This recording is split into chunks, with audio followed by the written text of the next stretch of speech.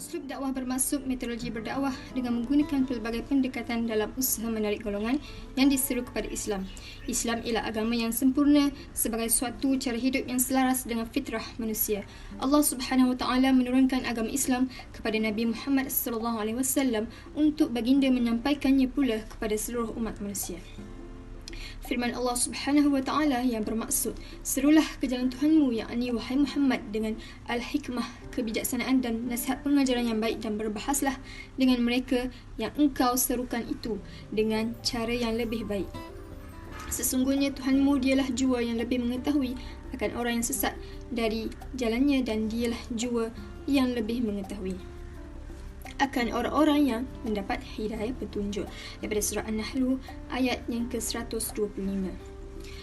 Bagi mereka yang hebat bertutur dan berbicara, mereka boleh memberi peringatan melalui ceramah ataupun majlis ilmu.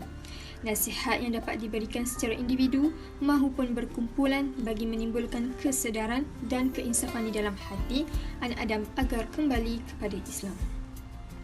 Sudah tentu Allah Subhanahu Wa Taala yang Maha Kaya menjadikan seluruh ciptaannya dengan kepelbagaian, setiap satu adalah unik.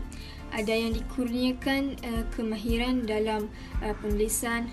Golongan ini boleh memberi kata-kata nasihat dalam bentuk penulisan ataupun dalam menyampaikan kebaikan Islam. Jika tidak mahir dalam berceramah ataupun menulis sekalipun, kita masih boleh menggunakan pendekatan dakwah bilhal, iaitu dakwah melalui akhlak yang mulia. Ia penting kerana setiap tindakan kita sebagai orang Islam dilihat dan dinilai oleh masyarakat bukan Islam. Walau apapun uslub yang digunakan, yang pasti pendekatan lembut dan penuh kasih sayang sebagaimana yang dilakukan oleh Ustaz Abid Liu adalah lebih baik. Hari ini terdapat pendakwah yang menyindir atau menyampaikan dakwah sentap. Kononnya ia adalah salah satu pendekatan dalam berdakwah. Saya kagum dengan penceramah yang terkenal dari Indonesia, Ustaz Abdul Samad. Apabila dipanggil da'i atau Ustaz da'i, beliau mengatakan malu untuk menyandang gelaran itu.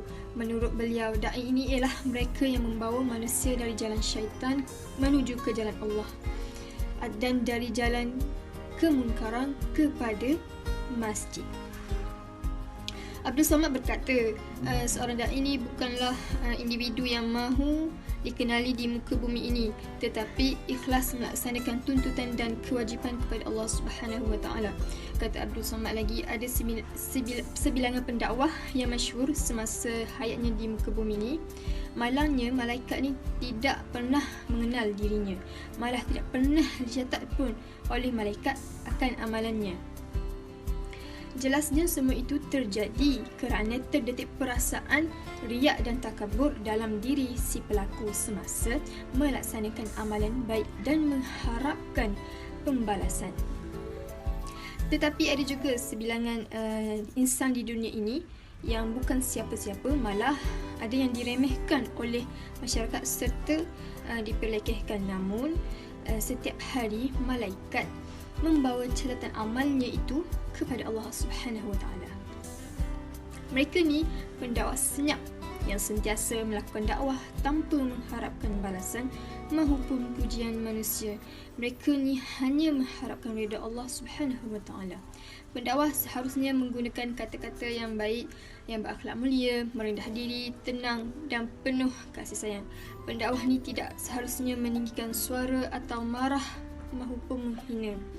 Malah seorang pendakwah perlu lebih berhati-hati menggunakan kata-kata yang bersesuaian dengan kedudukannya yang tinggi agar tidak menyinggung perasaan ataupun menimbulkan ketidakselesaan kepada yang mendengar.